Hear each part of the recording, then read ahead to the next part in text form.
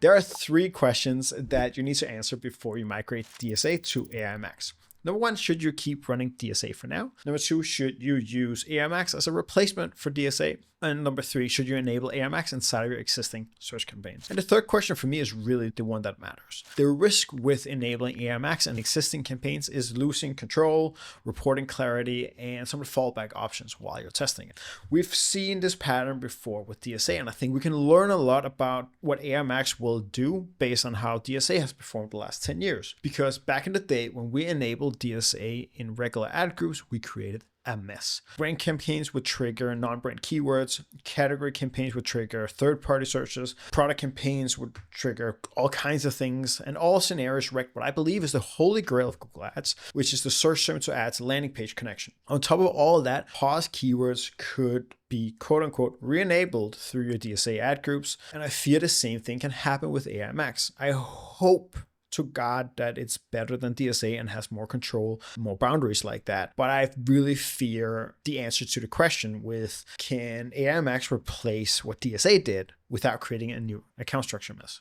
To answer that question, it's very important that we go deep into what AI Max actually does, because AI Max is not just an upgrade on DSA. It changes 3 things at the same time. The AI Max button, that little check mark, it means that you expand existing keywords into new search terms. In that sense, it's a match type. The text customization part, that's where you let Google write new ad copy. And in that sense, that's like the DSA headlines, but just better because you have an AI that writes ads for you. The third part is the final URL expansion.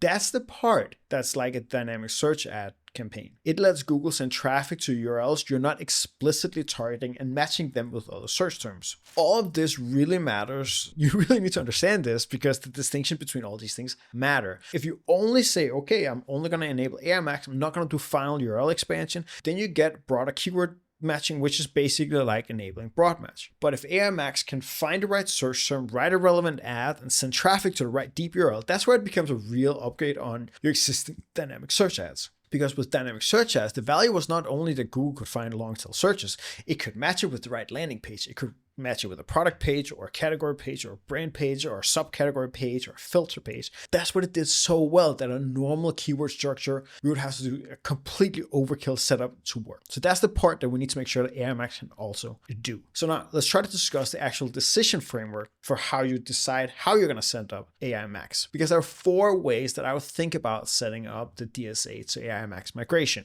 Number 1 is, and this is a fair thing, don't do anything, just keep DSA. You might reduce the time frame you have enabled to do it, but you get some more learnings. I've learned a ton about AI Max over the last couple of months. I believe this is 80% of the framework we'll end up using in Savvy, but I also think there's some learnings that we need to still have. So I still think we're a couple of months away from me having the final playbook on AI Max. The second option is deciding to upgrade DSA to AI Max, where you just create a standalone campaign. I think this is the easiest decision for everybody, and the test that I have later in this video will prove that this might just be an easy option. And then there's the third option, which is to enable AI Max in existing campaigns. It has the risk of creating a mess, but if the mess doesn't happen and performance is fine, is it actually a mess? So that's just something to pay attention to. And then there is the last option I think most of you need to stay clear of, and it's the page feed limited AI Max. Is where you upload the URLs that it's allowed to advertise against. And it requires a lot more complex setup. The problem here is like, yes, we have the URLs from a product level that we want to advertise for, but getting the category pages and product pages, like the entire sitemap, it's a lot more complicated to set up. And if you just upload your entire sitemap,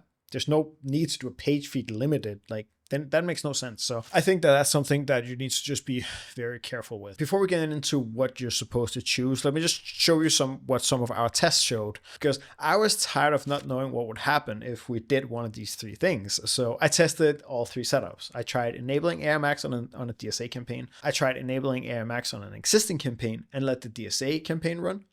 And the last part, which was the most nerve-wracking of them all, is I enabled AI Max on an existing campaign and just cold paused DSA the same day. So the first one, I enabled AI Max on the DSA campaign. Nothing happened. Like, nothing in the match type, which made sense. Nothing in the search terms and landing pages from AI Max report either. So basically nothing happened. Then I tried to enable AI Max on an existing campaign, but let the DSA campaign run. In that case, I saw 72 clicks come from an expansion across 2 weeks, and the total amount of clicks in those search campaigns were 3,000. So not a lot happened. And in both cases, what is really interesting is that we saw 0 clicks on AI Max match types. In the test number 3, there we enable AI Max on existing campaigns, but we paused DSA, like I said. In one campaign, we saw 50% of clicks coming from the expansion. In another campaign, we saw 46% of the clicks coming in from expansion. Again, 0 AI Max match type clicks. We'll talk about that in a second. It's very hard to find out what AI Max actually does. And just pausing, no testing, no nothing. So I wanted to try to figure out how do we actually learn from this. So I went in and I said Denmark, Sweden, Norway. We made the change in Sweden, and all 3 countries often trend in the same trend lines. So I just tried to say, okay, what's happening in those 3 countries? And Sweden was actually the most stable of them all. Now, this doesn't prove that AI Max is much better than dynamic search ads, but it just proved that it seems that AI Max can actually take over without any problems. So the top takeaways from the test, in my opinion, is that AI Max as a match type currently is dead in the water, or at least on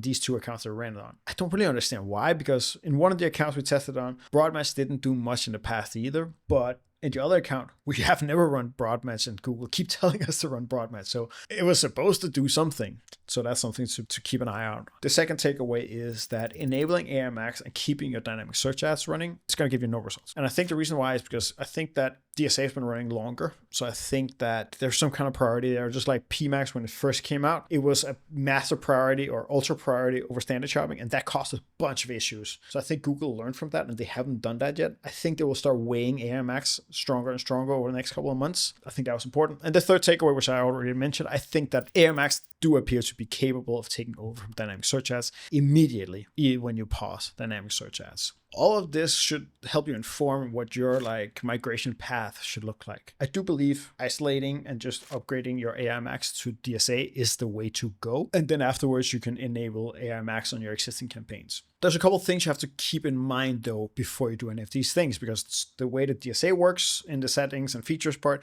is not the same in AI Max. So some of the functionality discrepancies, you can see them on the screen right now, or you can just download the migration guide in the description. A lot of it is the same, but there's also some things that we're missing. By far the biggest loss is the page content contains rule, because now we need to create a page feed for when we have out of stock products or empty category pages, and basically any other page you don't want to advertise for, where you used to just say, hey, this page contains X, I don't want to advertise for it. That's annoying.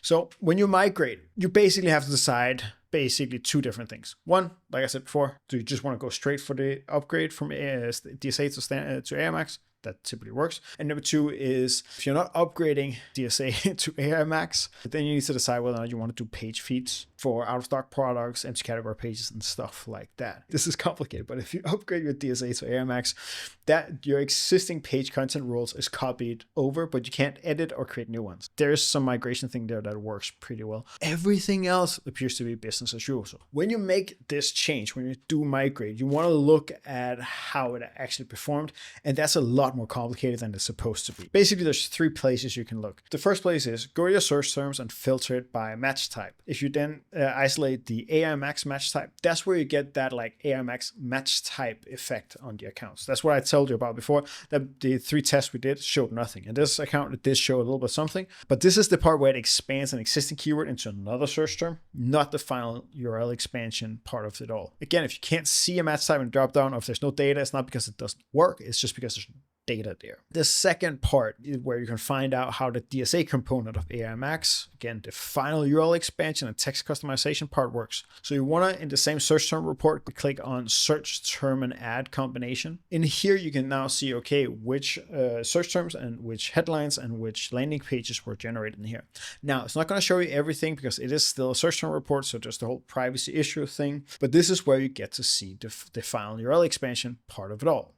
The third place to look, I'm dreading saying all this, but the third place to look on all this is if you go to campaigns, assets, and the final URL expansion. In here, you can see a little bit more data. Sometimes I think it's wonky. Some accounts I get a bunch of data. Some accounts I don't see any data. The official saying from Google is that this is the ultimate place to see what the final URL expansion does, because there's no search terms. So it means that there's no privacy concerns. But I don't see more data in there all the time, and sometimes I only see impressions, so I'm a little bit stuck there. So my final recommendation, just to summarize it all, start by simply upgrading from DSA to AIMX. Make sure that runs smoothly. I'm confident that that will work based on the test that we've done. Then consider enabling AIMX in existing campaigns, but understand that that's like turning on broad match. The one difference maker is that AIMX is not just serving up static ads and landing pages, but in theory can write a custom headline and finding and link to a more relevant part of your website, which should make it perform better than broad match. And in that sense, I think that AIMX just killed broad match as a match type. I hope you like this video.